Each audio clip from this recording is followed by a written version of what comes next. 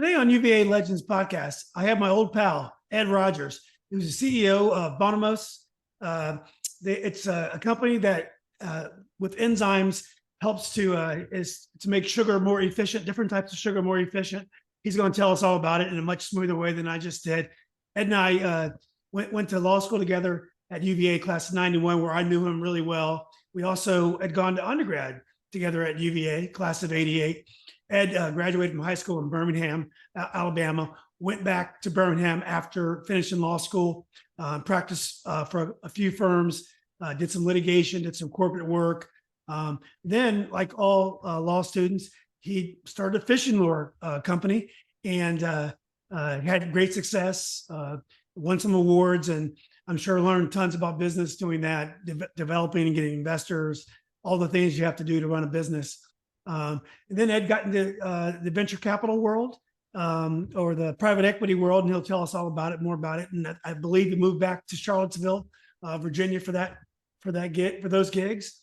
And then recently with Bonumose, which we'll talk about. Ed, great to see you. Thanks for doing this. Hey, Julian, it's really wonderful to catch up. I'm looking forward to hearing about you too. I just want to clear up a couple things. Although I did grow up on the border of Massachusetts and Mississippi, I did not actually graduate from high school in Birmingham. I did graduate from high school, but it was in South Carolina. And then the other thing is I noticed how previous to now, your podcast was about sports legends, and now you've changed it to UVA legends. Maybe you thought that dropping the sports legends would make sense for me. And so thank you for that. Although, you know, I fancied myself as quite the athlete back in high school. And then I'm still not sure I fancy myself as a legend, but I'm, humbled to be here. Well, Ed, it's great to see you. You were a great softball player. Softball is big at UVA Law School, which people who go to law school there, maybe even law school everywhere, realize at this point. So you're a heck of you're a great shortstop and also outfielder. But it's been a while. Yes, I played mostly left field, left center. Of course, was on NGSL with you and did the whole law school invitational tournament thing and played on multiple teams, some under my real name, some under assumed names to avoid the team cap that I think we had officially in place. That was a great time. I mean, you probably remember how it really contributed to, I think, camaraderie in the classroom too. And so I felt blessed to be able to play softball in law school because it had been my best sport when I was young. And so it was something that I enjoyed getting to do. And I'm sure you enjoyed it too. I did. I wasn't a softball player. I was a basketball player, and I had to learn how to play, learn how to run down a fly ball and all the things that you have to do. It looks easy on TV, but I learned quickly. Otherwise, you guys would tease me a lot if I was messing up there. But look, Ed, I want to get to Bonumose, but I want to start out when you look back on your career, and we're still young, we still have a lot more mountains to climb here. But when you look at social media, a lot of our colleagues, they went to practice law. A lot of them in big markets, New York, DC. Some of them in smaller markets like Mike Euler in Louisville and around, and others have gotten into media success like Laura Ingram. You kind of like me, practiced some law, but you always had business ideas, and you had great success and did a lot of interesting things. When you look back, do you think you could have been a lawyer for the last 30 years and moved up and done some of the things like our good friend Mike Egge has done at Latham, or have you enjoyed trying lots of different things in your career? Well, I mean, in all truth, I don't consider myself a success. That's not a term that I mean, other than picking out a great wife and having two wonderful sons.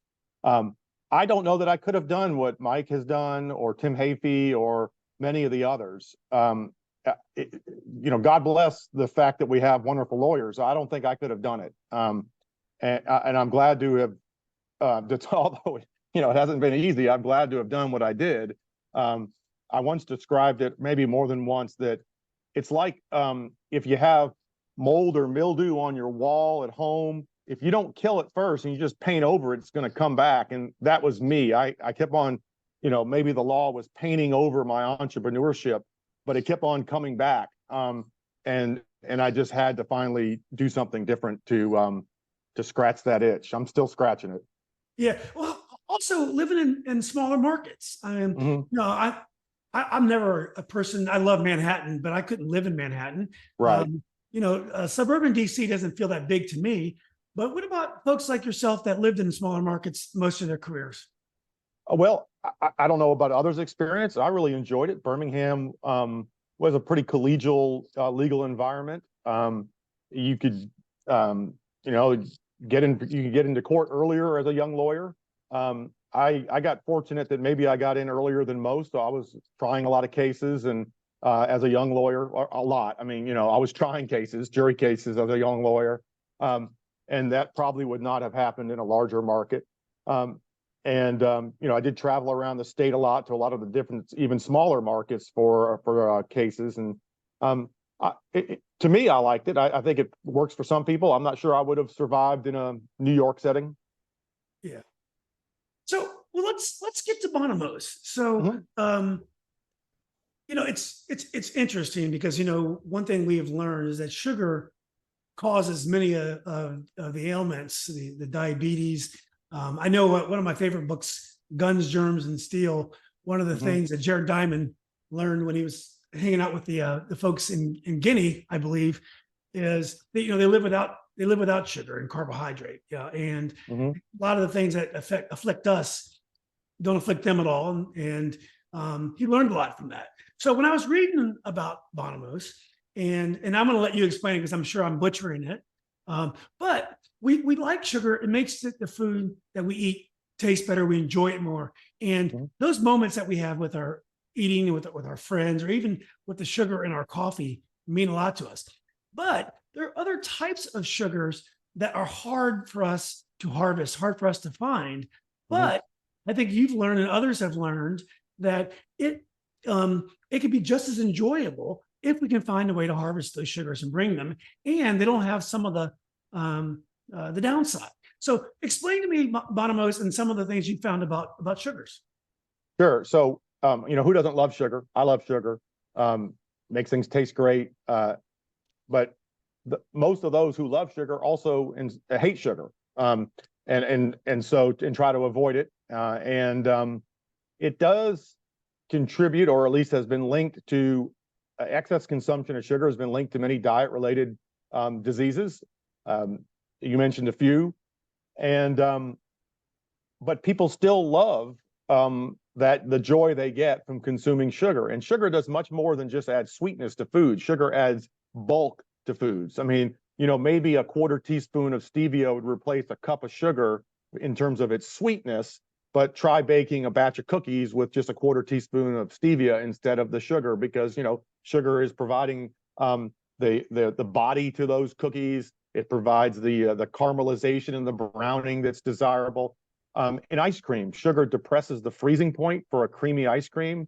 So there's some ice creams that have alternative sweeteners in them, and oftentimes they're brick hard. And it's because of the sugar being absent. So sugar does all these wonderful things.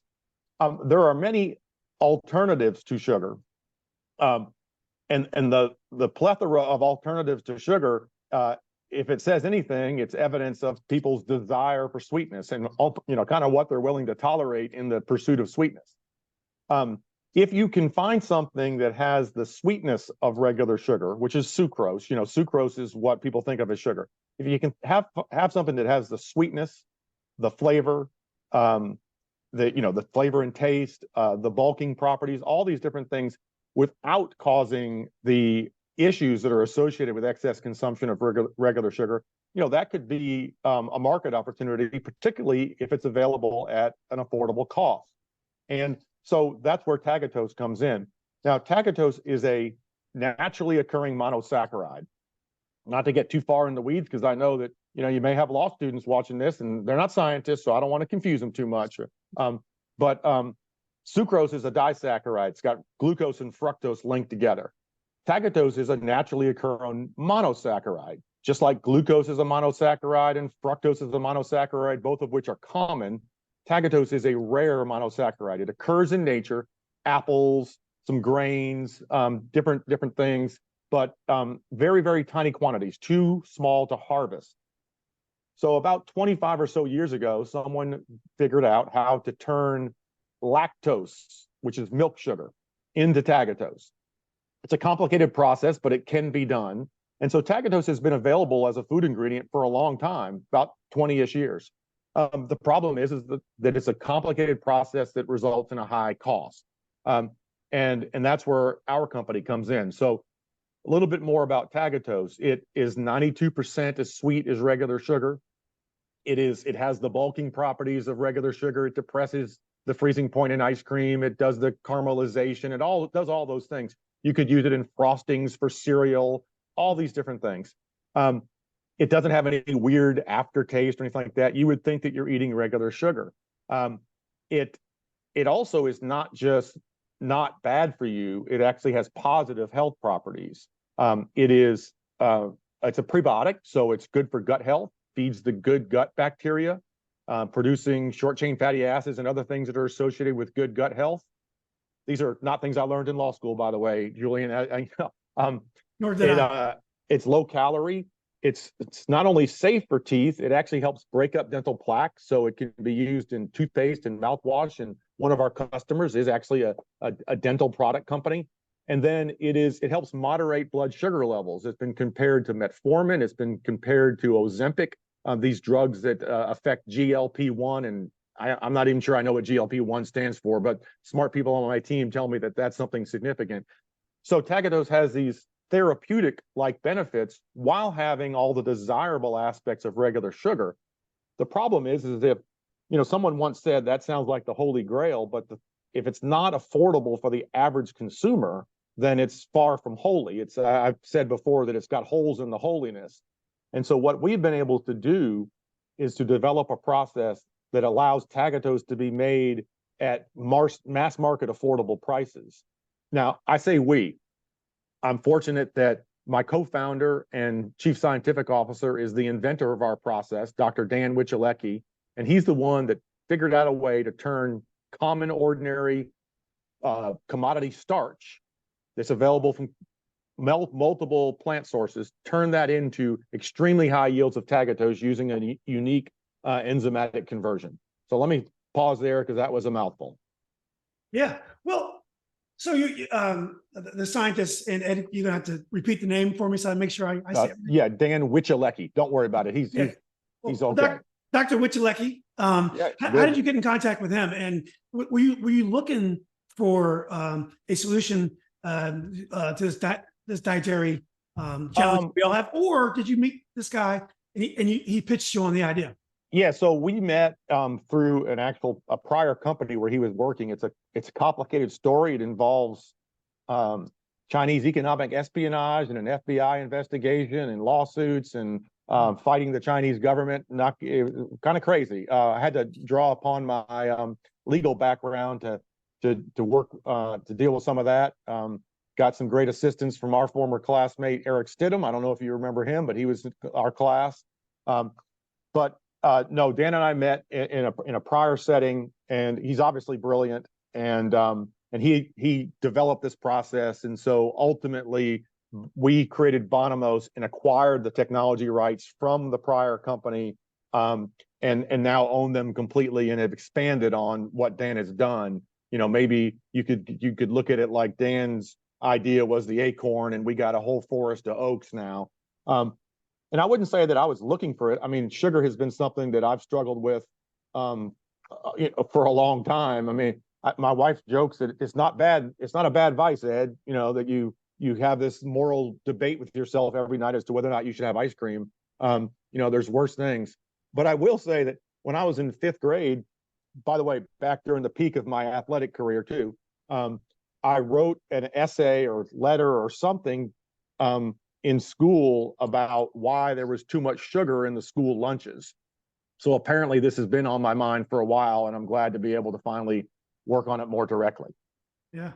Well, also with the fishing lure, and we're definitely going to go back to that after we get a hold of Bonumose.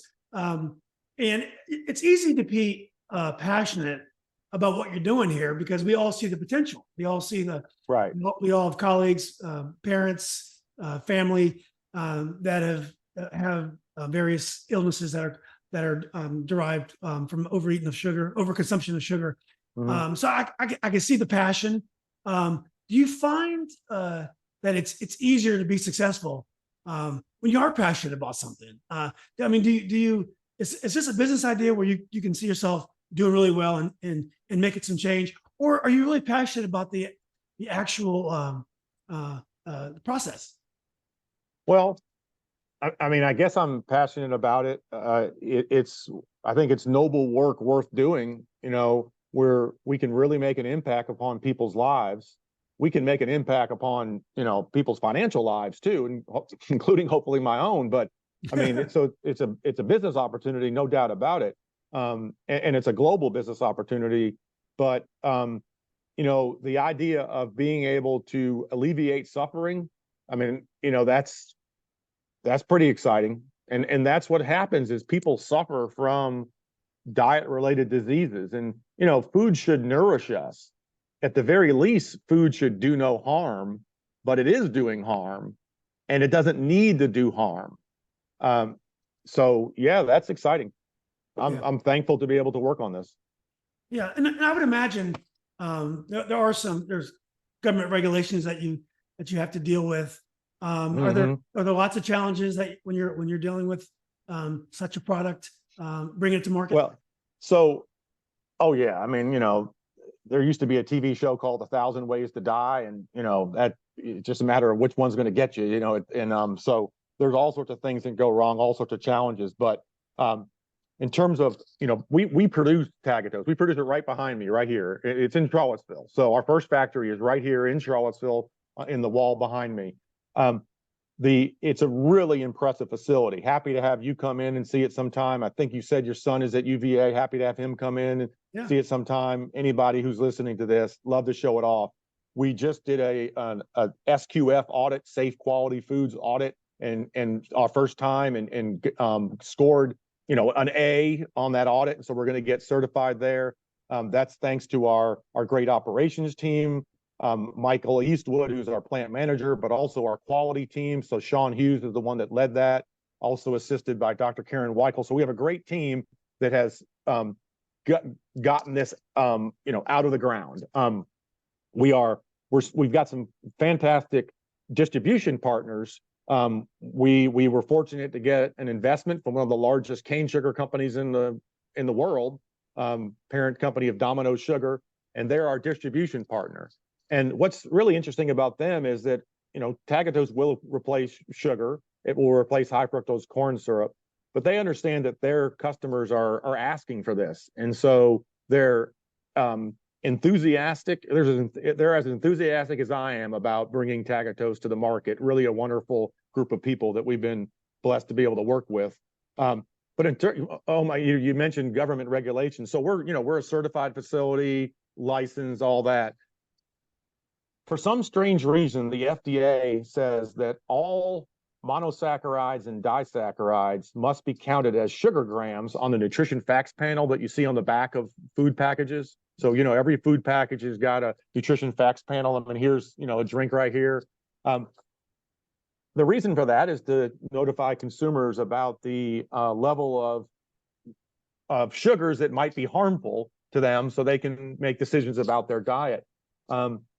And in some cases, with the case of diabetics, it lets them know, okay, I'm about to get a big sugar load. I better take some insulin prophylactically to deal with that. Well, they've said that tagatose has to also be classified as added sugar and listed under added sugars, even though it's associated with none of those health issues, and is misleading, we believe. And so that is a challenge that we're dealing with now. In fact, the FDA's stance on this, which is about 50 years backwards, is the only impediment to global scaling of what we're doing here. And I can get more into why I say we can scale globally. But yeah, the FDA is a thorn in our side right now. Yeah, I have a buddy of mine who named Rob Winters. He's at Hogan, and I didn't, you don't hear about food, the practice of food law very often Hmm. for some reason. Didn't hear about it much in law school, but Hogan's got an incredible practice, and I guess this is a lot of folks are dealing with the roadblocks you have to deal with. Yep, Um, yep. I yeah, mean, yes, and there's some, thank God, some fantastic regulatory lawyers out there. yeah. So where's the pushback coming in the market? Do you guys get pushback from competition? You mentioned, I think a cane sugar group was helping you with the distribution, but do you get pushback? Folks trying to malign the product. It would seem to me that a lot of people would have something to lose with your success. Well, yes, but it's important to understand how big sugar is globally. I mean, there's nearly 200 million metric tons a year of sugar sold globally. I mean, most people don't have a concept for what that means, but that's an enormous amount of sugar. So I don't know how much of a threat it is because it's so big, and we're not going to take all that market. In fact, just a fraction of a fraction creates a very attractive business opportunity for us.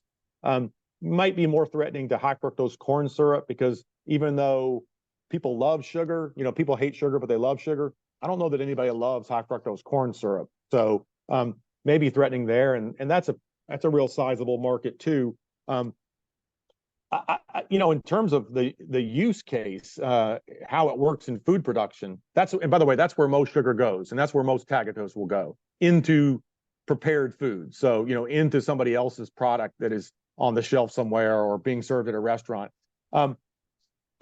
You get pushback if your product doesn't taste like sugar or doesn't have the same texture and other features of regular sugar. And tagatose matches so closely that we don't get that kind of pushback. The only pushback we really get is on the labeling issue that, even though we can say low calorie and safe for your gut or good for your gut and safe for blood sugar and all that other stuff, safe for diabetics, good for teeth. If people see sugar on the nutrition facts panel, they're often going to be, dissuaded from purchasing. And then, of course, that has a negative effect upon food companies that want to use it. That's the kind of pushback we get. I don't know that I can't say that we've seen any campaigns against tagatose because of a threat. Like I have so many friends that are addicted to Diet Coke Mm-hmm. and other sugar substitutes. So obviously, Mm-hmm. sugar's huge. You're not going to take away the sugar market, but I think it would be amazing if something like tagatose was in diet soda, because I know there's a lot of health issues that are also connected to sugar substitutes, including cancer and so forth. So, any pushback from that direction? You mean from the makers of artificial sweeteners? Yes. Not that I know of, but I'm sure there's a lot of things that are whispered, behind closed doors. And I wonder who's whispering in the ear of the FDA, to be frank. But some of those other sweeteners have come under pressure of late. There was something came out recently about aspartame. Yeah. And there was before that, earlier this year, there was something that came out about sucralose and its effect on DNA. And I don't know if those things are true or not. But when it comes to taste, I put up tagatose against anything else. Because I mean, sometimes I'll take tagatose home and think that I mistakenly am eating sugar instead of tagatose because it's just that good tasting.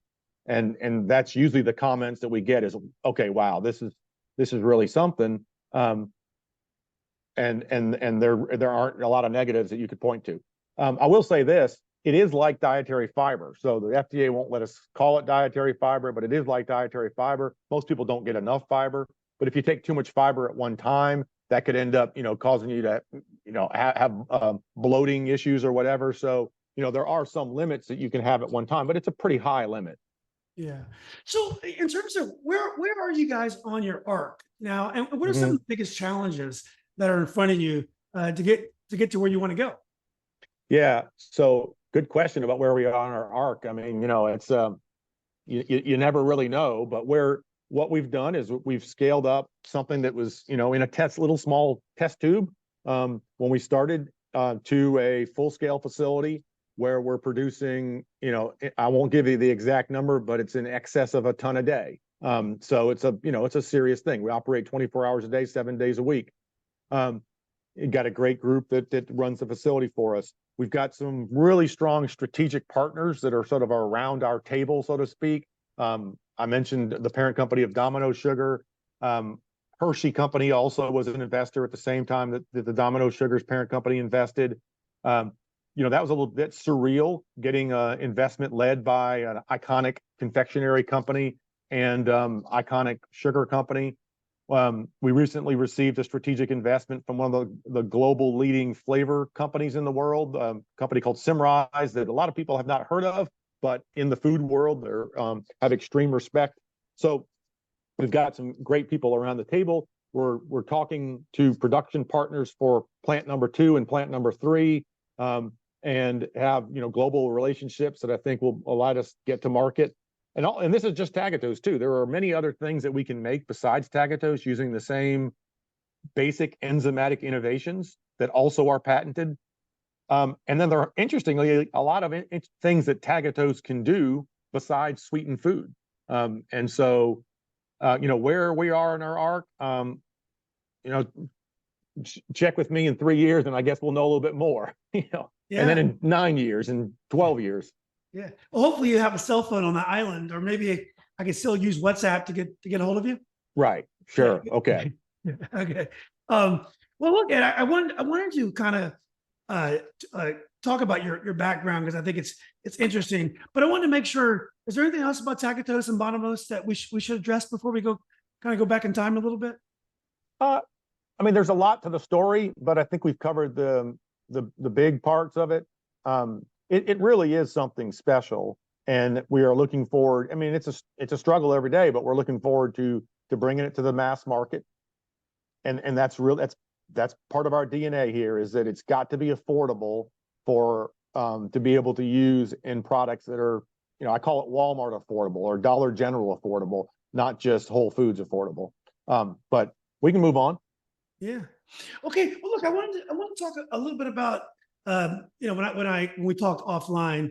I remember you being from Birmingham, but then you reminded me that you'd been in Massachusetts, and I think eventually ended up in South Carolina, but you had some Southern roots. How did you end up in Birmingham? Well, that was I was a summer clerk down there, after my first year. So whatever that was, summer of '89, and really enjoyed the people and enjoyed the community, and had considered working in Richmond, but really thought that Birmingham would be a good place, and so ended up moving there and practicing law. I think I practiced for 11 years. But got married, started a family, and so I think I was there a total of about 20 years. Yeah. So when you'd gone to UVA, I'm from Northern Virginia. I'm from right outside DC. Fairfax is where I was from. University of Virginia seemed very Southern to me. That was back in the mid '80s. Black students had only been at UVA for about 13 years. It didn't seem that new, but it was very different than Northern Virginia. What did it seem like, like the race relations to you at UVA? Well, as an undergrad. Yeah, undergrad. So, obviously my perspective would probably be different than yours. I don't remember race being an issue. It wasn't an issue for me, at least. I've always looked at people as individuals and not as members of a group. I do remember being told. Now, I was in South Carolina at the time, so Virginia was Southern, but it wasn't as Southern as South Carolina. And I do remember a friend of mine telling me, "Oh, Ed, you're so liberal. You're going to go up there to UVA, and those fraternities, they don't let blacks in those fraternities." And I was like, "Well, that's okay. I'll just drink their beer." So I went out to Rugby Road and was drinking their beer. And early on in Rush, so that would have been August or September of '84 when we started. And by the way, this is an anecdote. I don't know if it's representative of anything or even interesting, but I remember going to one fraternity, and there was a guy there named Cecil Hassel, who still lives in Charlottesville. I think he was a year or two ahead of us, and he had a big sweatshirt on with big Greek letters on it. I was like, wait. And he was African American, and I was like, wait, are you a brother at this house? And he goes, yeah. And I was like, well, what's the name of this place? He said dollars. No, he said Delta Sigma Phi. I'm like, what? And I couldn't hear him, and he goes, $1.65. That's how you remember it, $1.65. And I'm like, all right, that's the place for me. So I went back and, found out later that Thurgood Marshall's son had been a fraternity brother at Delta Sig about 10 years before me. So that was one of my touch points to race relations at UVA. And I was involved with the Interfraternity Council, had friends that were involved with the Black Greek Association, and I would go to those, the step shows that they would do. And one of my friends in Birmingham was David Bostic. We didn't hang out a lot, but did you know David undergrad? I think he was the head of the BGA. Yeah. And great guy. So I don't know. Those are just some things I remember. Yeah. Well, you went to law school there, so I'd imagine you really enjoyed your time at UVA. And you end up living there now. How would you characterize generally your undergrad years? Well, I really enjoyed it. I thought it was a special place, and maybe I was blind to some things, but I thought it was a special place. Obviously not perfect, but I really did enjoy it. And so I wanted to stay and go to UVA for law school. And I really just wanted to stay and go, stay around longer. In business school, they generally required you to take some time off. Med school was 4 years long, so that would have been great, longer than law school, but I didn't like the sight of blood. So went to law school. And really, the law school, I probably keep in touch with people from law school more than I do undergrad. And, smaller community, you're in a lot of the same classes in the small sections and all that. And so, and we had a lot of characters in our class. There were a lot of people that were fun to go to school with. I loved law school too. I mean, I can't say that I love the school part of law school. And I liked your story you told about your class with Alex Johnson. I actually told my son that last night. But I did enjoy the people from law school tremendously, and the extracurricular activities. And I stayed involved with the honor committee when I was in law school. So I spent a lot of time working with the honor committee in law school. So I'm not sure if I remember your exact question. No, that was good, Julian. But yeah. So the honor committees, you're probably one of the guys who was trying to get our buddy Lee Abib, out of UVA. So when I was but the Lee story that I love, I know Lee as only as an honorable guy. I don't actually remember anything other than that, except for the funny story where he wanted to get home early, and so he went and picked up 2 exams at the same time to take 2 exams during the same 3-hour exam period. And I'm sure got a very quizzical look from whoever was handing out those exams. I'm not sure if that story's true, but it's a story I like. Well, here's another story that with Lee, I think we figured out things are usually 6% correct. Whenever he tells you something, so you got to take that in consideration. And he's down in Oxford now, is that right? And Ferris Percy is down in Oxford also. And I don't know Ferris's married name, but yeah. And Lee's got a podcast too. I've listened to it a few times. Yeah, Lee's great. He was as you know, he was a close colleague of Laura Ingraham, and then for a while he went his own way, but they got back together, and he's done a great job of harvesting all that conservative media space. He's actually done really well. But I got to tell at least one Lee Abib story. Go ahead. Yeah, because it's got to be on YouTube, so it's right there for posterity. We remember that Saab that he had, that the old Saab that was all beat up. Sort of picture that, yeah. Yeah, it was his car. He driving around, and obviously it was costing him a fortune to buy gas for it. He needed a new car, so he wanted to get his car stolen, because that's what people do when they want a new car. So Lee, he wasn't politically correct even then. He took his car to Harlem, and he left the keys in the car, and just figured, well, the car will be stolen, and I'll be able to get a new car. Well, as Lee tells the story, the brothers did not want that car. 3 months later, it was still in Harlem with the keys in it, and it was never stolen. And that's why I told Lee shouldn't stereotype. Yeah, that's a good lesson there. by the way, I think that we all had an implied non-disclosure agreement for, in law school. So I'm not sure we're allowed to tell stories. Maybe it's okay to tell stories that happened after law school, Yeah. but stories during law school, we got to be careful. Yeah, exactly.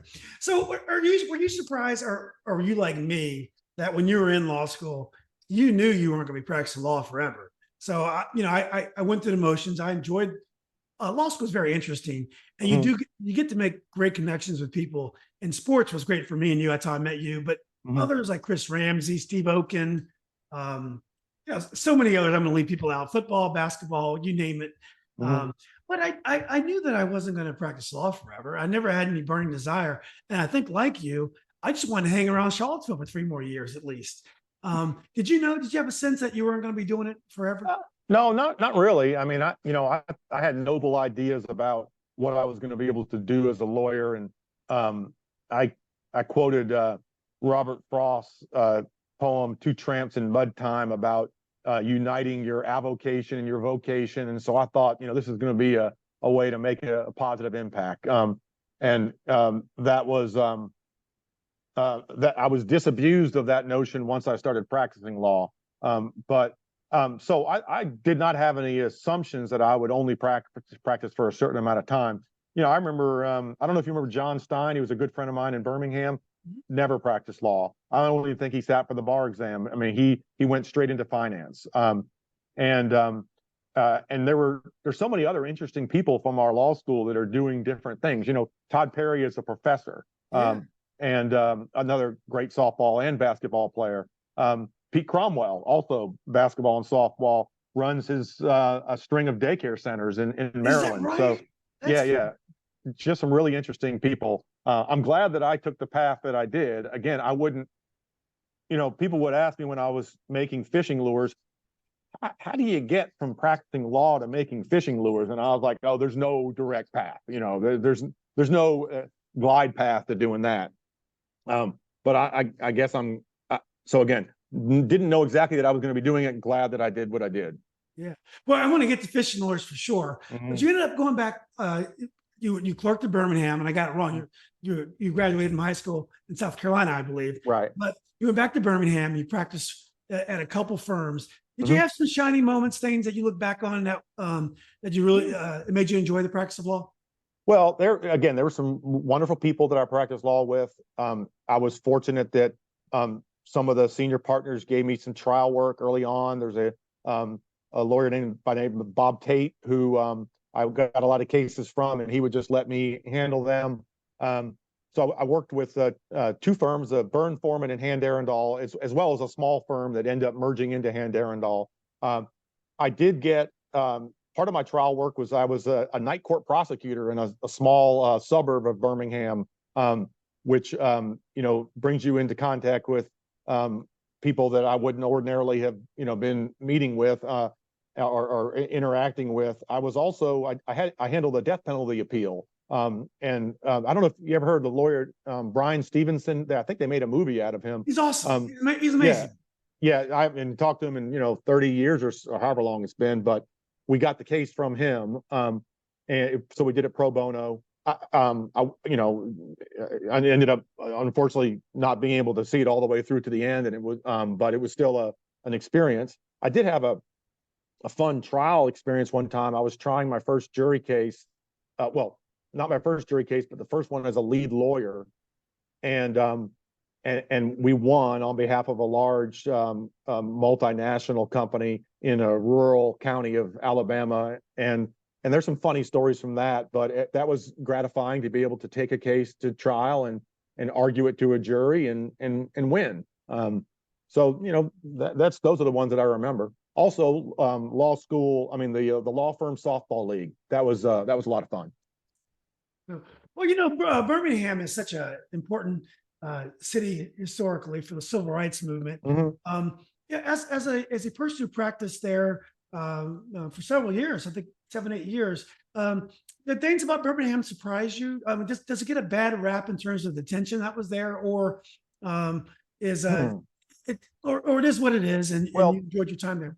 I mean, the problems in Birmingham, or the race issues in Birmingham, were horrific before I got there. During the 50s and 60s, Bull Connor and fire hoses and all that.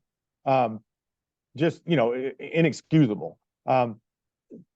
Didn't see any of that when I was there. And but I'm sure there were pockets of it around. But I mean, not pockets of fire hoses or Bull Connors, but pockets of attitudes. But again, like I said, I never looked at people as members of a group. I try to look at people as individuals. One of the other things that I did in Birmingham was I was involved with a group called the Friends of Rickwood Field. It was an old baseball park in what had become an African American area of town, but had been around since the early 1900s. It's the oldest ballpark still in operation. It's older than Fenway Park. I may be getting this. This is like my grandmother would say, true but not accurate necessarily. And some of the greats that came through there included Hank Aaron and Willie Mays. Ty Cobb, Honus Wagner, Christy Matheson, some of the really old timey baseball greats. But in terms, the Black Barons played there. Yeah. And so Satchel Paige, who would, I just loved Satchel Paige when I was a kid. I used to read about him and stuff. And I didn't ever see him play, but I used to read about him. And so I played left field in an over 30-year-old baseball league there for a while when I was still pretending that I was an athlete. And so I was, and Willie Mays played center field, but I was in the same outfield as Willie Mays. Now that's looking at the same fence that Willie Mays looked at. That was pretty cool. Yeah, it's quite a step up for that outfield too, going from Willie Mays to Ed Rogers. Yeah, I don't think so. I don't think my name's on a plaque there. No, not yet. So, well, look. So you get into business and you start a company with fishing lures. I want to make sure I get the name right. Food Source Lure. Now, right. It sounds like it just seems like an unlikely way to go. But the one thing I've learned in business, some of the most successful people are selling things everyone else is not doing. So everything's worth a listen. How did you get involved with fishing lure? Well, again, as one thing led to another. I had actually left I was a partner at my firm, but resigned, and because I just wanted to do something different. And it was, it was a point where I just had to do something different. And because it was, I was unhappy doing what I was doing. And so I worked on one thing, which ended up leading to learning about this technology that had been developed at Auburn University. And a friend of mine, a guy named Roy Gilbert, was a great fisherman. And he's like, Ed, there's really something here.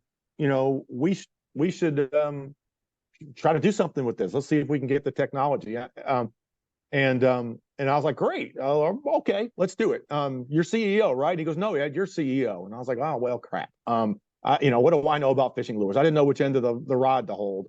And so we ended up doing a deal with Auburn University, as well as the company that had sponsored the research at Auburn University. And it was a cool product because it was like a soft plastic fishing lure, but it was made of a food material. And they had developed a way to make what looked like a soft plastic lure, and it acted like a soft plastic lure in the water, but it was made from a food material. And so the benefits were that it wasn't a pollutant. It wasn't going to pollute lakes and streams.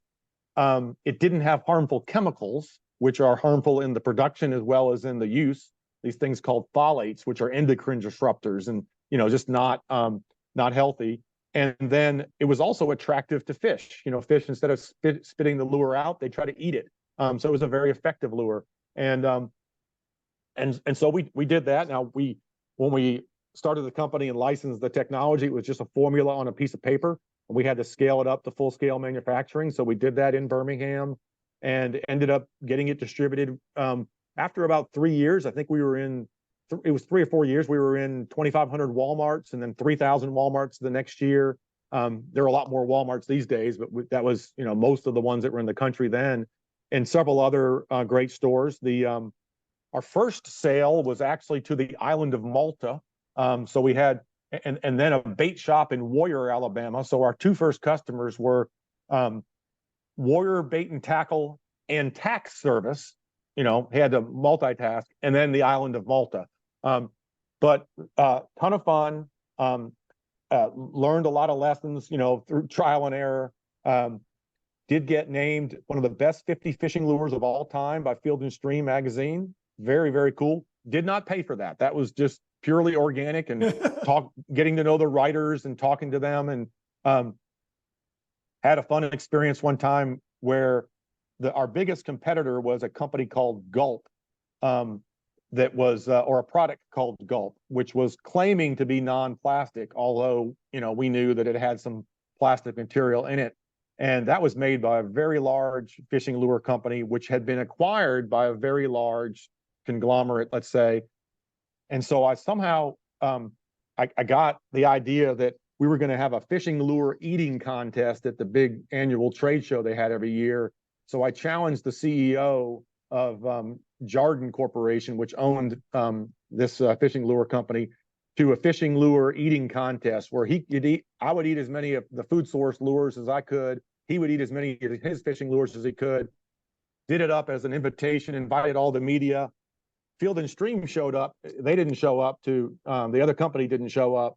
But I did get a nice voicemail from Martin, I think now I'm forgetting, Martin Franklin is his name. He left me a nice voicemail acknowledging the humor in the idea. Yeah, that was a fun thing to do. Didn't make me a wealthy man, but wealthy in experience.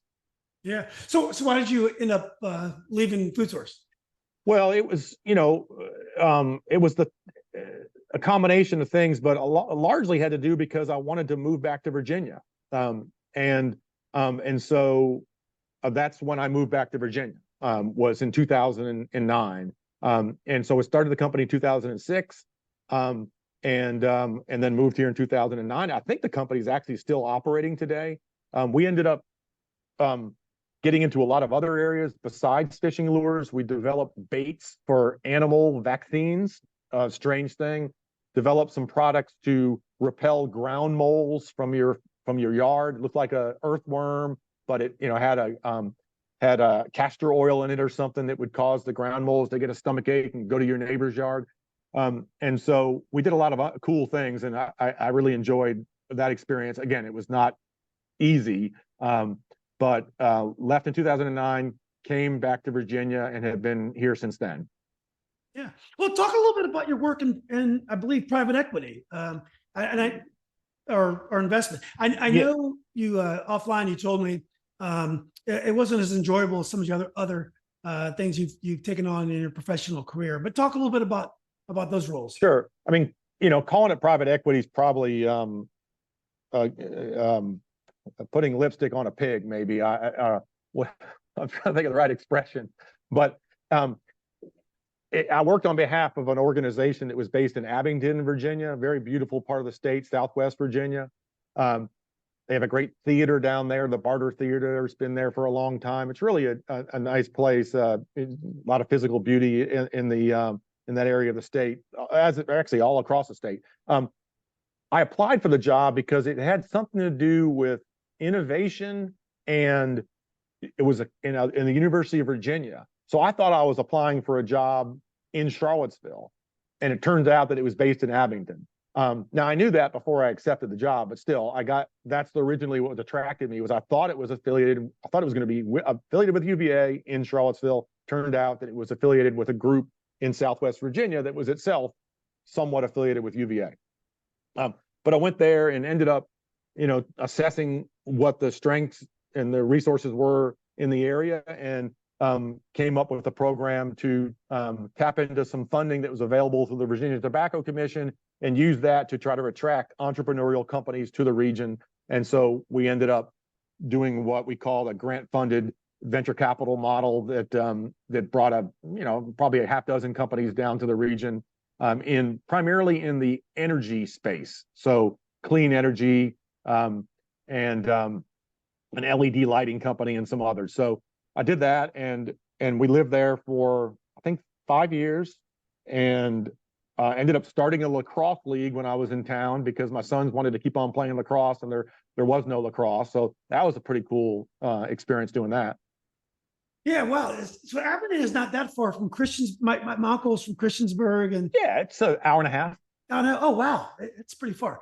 So you talk about the troubles, the challenges of Appalachia. One of my favorite movies is October Sky. It takes place probably about Yeah. 60 miles north of there. And Appalachia has struggled with drug addiction and other types of affliction.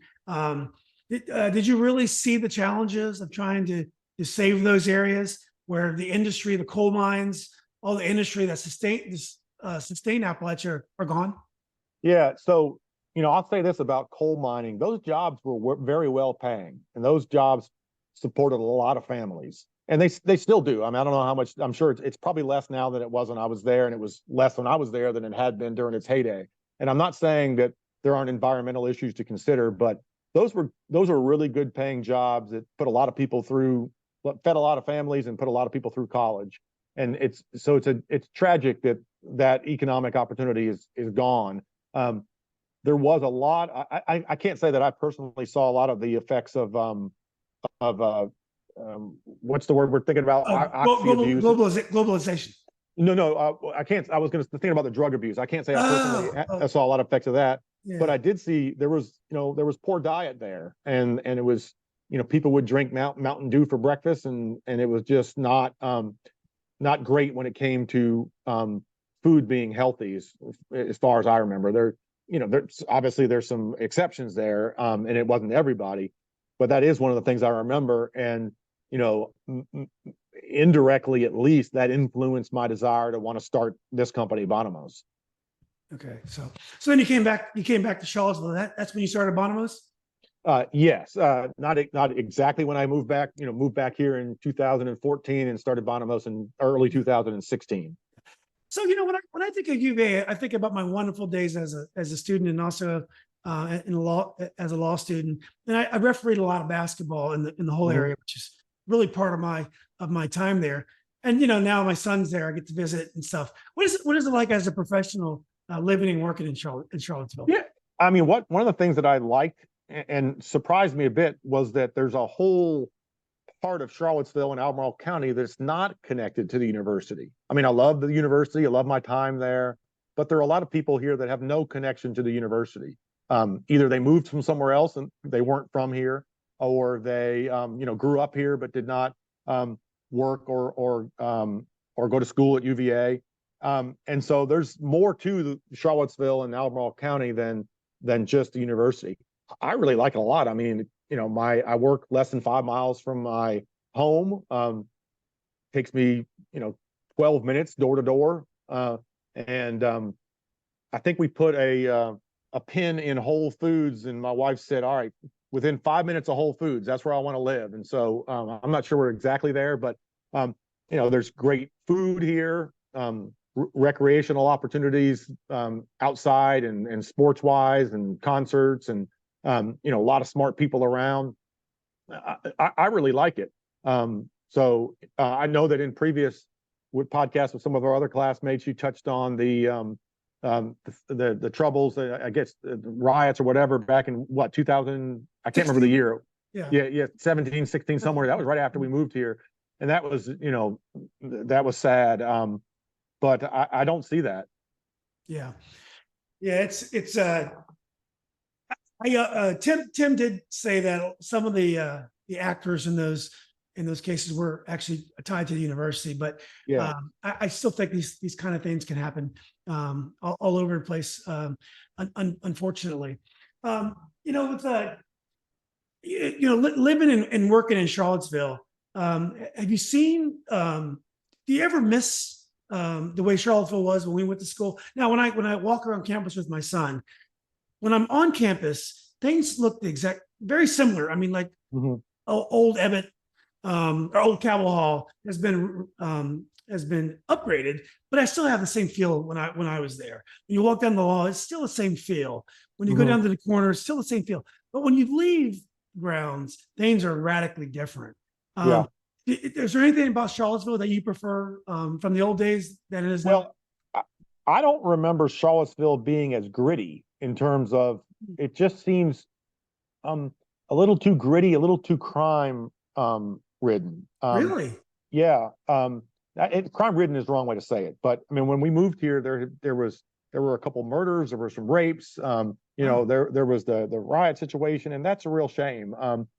Uh, there, so I don't remember that about Charlottesville. I remember it felt like a very safe place, and now of course, I think the school was smaller.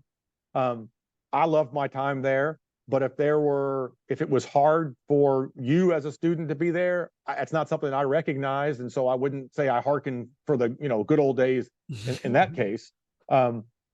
It my my oldest son went to William and Mary, and that is still that almost has the feel to me of what UVA did when you and I were there as undergrads, and that's a beautiful community, and very clean and safe, and so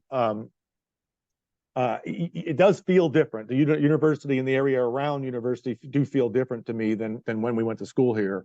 But who said that you can't go home again? Thomas Wolfe or somebody like that? I think so. Well, he said a lot of smart things. Virginia Woolf. I'm not as well read as you are, Julian, so I don't know who that was. Yeah.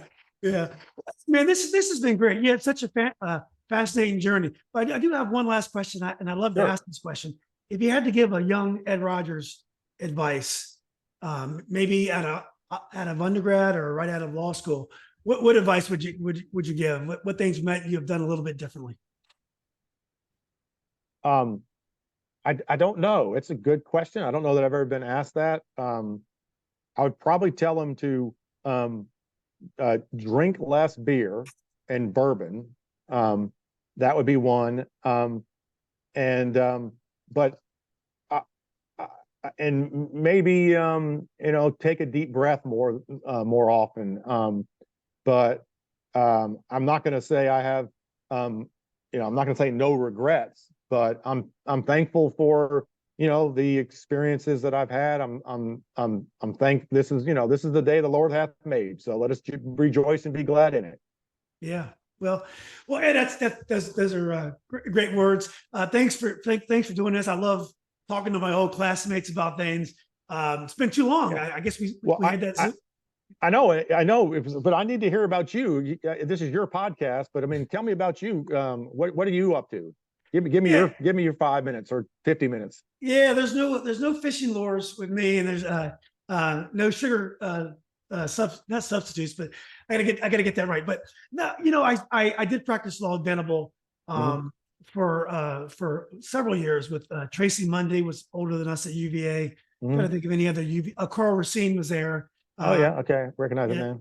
Yeah, Vince Mathis, also UVA Law, and Tim McAvoy. We worked together. Oh, yeah. Fred Federici. So I did, and then I got into legal staffing, lit support, around 1999. And if you remember, you may remember, a temporary attorney was kind of a new thing. It's not. It was one of the last professions where there were to kind of use temporary staff. And I got down on the ground floor, worked at a company called Compliance, and we were one of the first companies to begin managing large doc reviews for law firms, kind of like a paralegal service, but we'd also bring in the attorneys to do review on the documents. So the law firm, all they had to do was kind of manage the substance, kind of train our people on what they're looking for in these documents. And then we would house the documents, we would file them with the government. Usually there were large government cases. So I did that for a while. And, my good friend, Mike Eggy, Gene Burris, a lot of our other contacts were in the antitrust space, which was great for what we were doing. Did that for a while. My company, it was a startup. I was the first employee. It got sold. I became president of that company. And then I was president for 4 or 5 years. And then I stepped down and I wanted to do a kind of a boutique staffing, a kind of a high-level legal staffing firm. Did that for a year. I sold quickly. I got this large case that my financing wasn't great. So I sold quickly. And then since then, I've been selling for first medium-sized companies. Now my company Innovative Driven is a larger company. So I've been in sales and litigation support basically for the last 20 years. And, a lot of our law school classmates have been great clients. And, I started this podcast. During the lockdown, not only was I doing Zoom calls like I did with you and our law school pals, I started getting folks together that I'd played basketball against in Mhm. high school, and we first started a Facebook group, and then um, I did a couple of interviews. There was a guy named Jim Lewis. Jimmy Lewis was the first Black player in Northern Virginia public school basketball in the integrated leagues, and Mhm. he became the first Black player to play at West Virginia University. Mhm. And then he became the first Black assistant coach. Just, I gotta interview this guy. This is great material. So I interviewed him, and people are like, Julian, that was really good. You should do some more. So I started doing a few more of these. And then I did Tommy Amaker, who I played against in high school. And Tommy was gracious enough to do it. And then Okay. Grant Hill heard about I saw the Grant Hill one. Yeah. yeah, he said, I want to support this. This is great, And so I talked to Grant, and then I had Jill Ellis. I went to high school with Jill, and Mhm. I've done so many great names. Lefty Drizel. Lefty Drizel. All right. Yeah, I did Lefty. I've done Bobby Dandridge was a great basketball player. What about the great Joel Dempsey? That's the Joel? Joel and I were in school from third grade all the way through law school. We played so I knew that you had played basketball with him. I didn't know if it was in high school or in like a summer league or something, but I knew you had played with him. Yeah, we're high school teammates, and then football teammates as well. Joel was, Joel and I were never close friends. He was kind of a shy guy when he was young. He kept to Oh, really? himself. Yeah, he was a very talented guy. He was a unicycle whiz. He rode a 30-foot unicycle in like the circus. Yeah, yeah. His brother and sister are involved or were back in the 90s in a circus in Ireland. We Todd Yeah, Perry and I saw it. Yeah. It was yeah. kind of cool. I didn't know Joel had done it. I or probably knew it but forgot it. Joel was a daredevil. This is a 30-foot unicycle that he rode, Wow. and he was great at it. So yeah, I saw Joel. His daughter was looking at UVA last year and touring UVA while my son was there Mhm. at orientation. And Okay. we need to connect, because I didn't know Joel that well though, because he was kind of shy, but Mhm. think the world of him. He's a great guy and he's done well. And as a matter of Great fact, athlete. yeah, so I'm on the Hall of Fame committee for my high school. Mhm. And my mother, my dear mother, said to me, Julian, why isn't Joel Dempsey in the high school Hall of Fame? And Mhm. we'd forgotten Joel. Joel was a great football player for Yeah. Robinson High School and went to UVA, had a great career, four-year starter. So I was able to get Joel into the Hall of Fame. I moved him in. Joel got himself into the Hall of Fame, but I was the one that moved his nomination into the Mhm. Hall of Fame. So yeah, Awesome. but so it's funny. This is supposed to be my podcast, and you got me talking about myself here, Ed. So Well, you've got an interesting life too, and I always remember you had a smile on your face in law school, yeah. and it's fun to reconnect. And I remember you had that connection to Joel. I remember you talked about, Joel was he played football first year law school, so that's what he was sort of known as, being a football player. Mhm. But I remember you talking about what a great basketball player he had been too. So Yeah, yeah. One thing about Joel, he was a great athlete. In basketball, he kind of shot the ball a little too much sometimes. Uh, he was 6'4" and huge back then. This is in the uh-huh. day before weight training. So there weren't Uh-huh. there weren't guys like Joel playing Yeah. basketball. And so we wish we could gotten him inside more. But yeah, he was a really good basketball player, and he was a kicker at high school, and he Yeah. ended up George Welsh moved him to punter at UVA, and But yeah, but he also played tight end too. yeah, he played. Yeah, he was. I mean, he was more than just a. He was So more than just a kicker and punter. He was a good tight end. He started as a freshman, and it's funny about Joel. He wasn't that well regarded in high school. I mean, he may have been all Met second team or so, but okay. but the moment he got to UVA, he had the confidence level and all that to bring his game to another level. It was Yeah. amazing, his transition. But yeah, but Good. also Well, yeah. go I'm sorry. ahead. Go ahead. No, you No, go. I was going to say Chris Warren, who you may know, Yeah, also was I a know teammate. I know the name. I don't know him though.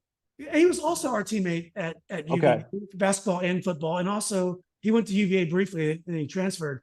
Uh-huh. But yeah, another guy like Joel, very shy, understated. He's also another guy that you never knew he was going to be a great athlete, because he just did his thing, and he went to UVA, did great. He went to the pros, had a 10-year career. He was a Hall of Fame Oh, did he nominee. really? Yeah, incredible. So Where did he go? Did he go to Old Dominion after UVA, or where did he go? he ended up going to Ferrum College. Ferrum. Okay.